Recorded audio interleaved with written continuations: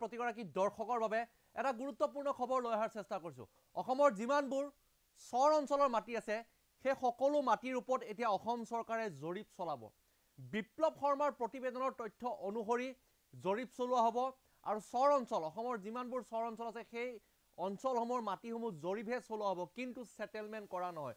অৰ্থাৎ সেটেলমেন্ট কৰিবৰ কাৰণে বিভিন্ন ৰাজনৈতিক সামাজিক দল সংগঠনৰ সৈতে আলোচনা কৰিব লাগিব। অৰ্থাৎ আমসু এপসু বা প্ৰতিটো ৰাজনৈতিক দল বা সংগঠন সামাজিক দল জাতীয় দল সংগঠনৰ সৈতে আলোচনা কৰিব লাগিব তাৰ বন্দোবস্তি কৰিবৰ কাৰণে। কেৱল ইমানেই নহয় যে চৰ অঞ্চলৰ মাটিখিনি জৰীপ চলালে বুলি সেই অঞ্চলৰ লোকসকলে ভূমিৰ পট্টা পাব সিমান নহয়, কিন্তু জৰীপ চলোৱা হ'ব এয়া প্ৰথমটো সিদ্ধান্ত। আৰু জৰীপ চলাই বন্দোবস্তি পৰ্যায়লৈকে যোৱালৈকে তাৰ ভিতৰত তাৰ মাজৰ প্ৰক্ৰিয়াটোত হ'ব আলোচনা আৰু একমত হলেহে তাৰ ওপৰত ভূমিৰ পট্টা বা অন্য কোনো ব্যৱস্থা বা বন্দোবস্তিৰ ক্ষেত্ৰত পৰৱৰ্তী ব্যৱস্থা গ্ৰহণ কৰা হ'ব।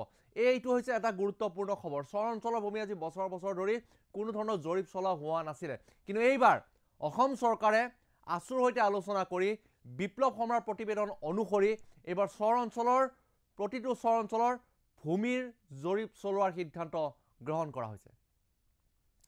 এটা গুৰুত্বপূৰ্ণ খবৰ পুনৰবাৰ লৈ অহাৰ চেষ্টা কৰিছো আপোনালোকৰ প্ৰতি। ৰাজ্যৰ প্ৰতিটো চৰ অঞ্চলত এইবাৰ মাটিৰ জৰীপ চলিব। ৰাজ্যিক কেবিনেটে কালিৰ দিনটোত এই সিদ্ধান্ত গ্ৰহণ কৰিছে। আছুৰ সৈতেও বৈঠকত মিলিত হৈছিলে। বিপ্লৱ শৰ্মাৰ প্ৰতিবেদনৰ ভিত্তিত এইবাৰ সাৰ্ভে চলিব চৰ অঞ্চলৰ ভূমিসমূহৰ ওপৰত। অৱশ্যে চৰ অঞ্চলৰ মাটিৰ কোনো বন্দোবস্তি বৰ্তমান নহ'ব।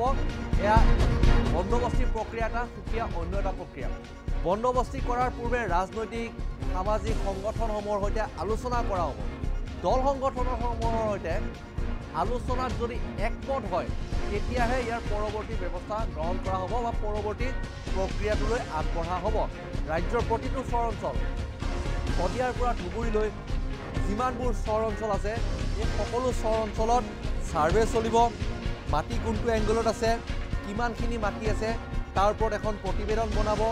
এটা কমিটি গঠন কৰি সেই প্ৰতিবেদনৰ ভিত্তিত সেই অঞ্চলৰ মাটিসমূহ জৰীপ চলোৱাৰ পাছত কোনখিনি মাটি বা কোনটো চৰ অঞ্চলৰ মাটি কোনবিলাক মাটিৰ ওপৰত বন্দোবস্তিৰ ব্যৱস্থা কৰিব পাৰি এয়া পৰৱৰ্তী সময়ত নিৰ্ধাৰণ কৰা হ'ব, যদিহে দল সংগঠনৰ সমূহৰ সৈতে আলোচনাৰ পিছত সকলো দল সংগঠন একমত হয়।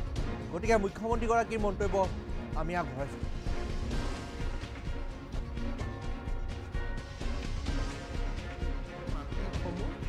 জাষ্টিছ বিপ্লৱ শৰ্মা কমিটিৰ প্ৰতিবেদন অনুসৰি আমি সাৰ্ভে কৰাৰ কাম হাতত ল'ম। সাৰ্ভে মানে সেটেলমেন্ট নহয়। সাৰ্ভে মানে মাটিখিনি চৰকাৰী যি ৰাজহ ব্যৱস্থাৰ ভিতৰলৈ অনা হয়। কিন্তু আমি অত্যন্ত সাৱধানেৰে সৈতে মাইনোটছখনত লিখিছোঁ যে চৰ অঞ্চলত মাটি সাৰ্ভে কৰাৰহে সিদ্ধান্ত হৈছে, সেটেলমেন্ট কৰাৰ সিদ্ধান্ত হোৱা নাই। অৰ্থাৎ বন্দোবস্তি নহ'ব, প্ৰথম পৰ্যায়ত সাৰ্ভে হ'ব।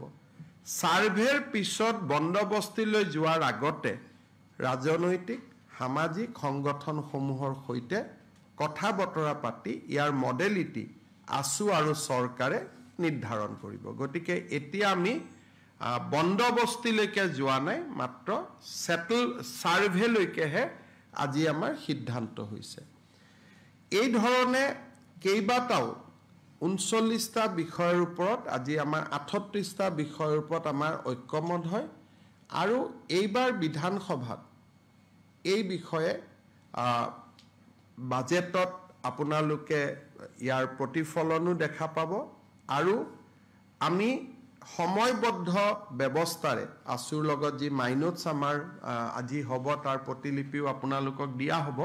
সময়বদ্ধ প্ৰক্ৰিয়াৰ মাজেৰে আমি এই গোটেই কাৰ্যসূচীখিনি আমি ৰূপায়ণ কৰাৰ বাবে চেষ্টা কৰিম।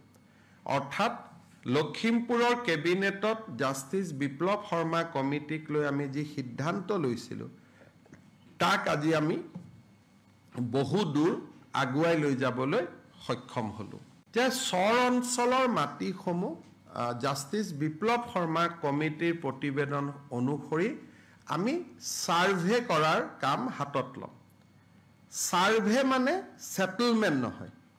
সাৰ্ভে মানে মাটিখিনি চৰকাৰী যি ৰাজহ ব্যৱস্থাৰ ভিতৰলৈ অনা হয়।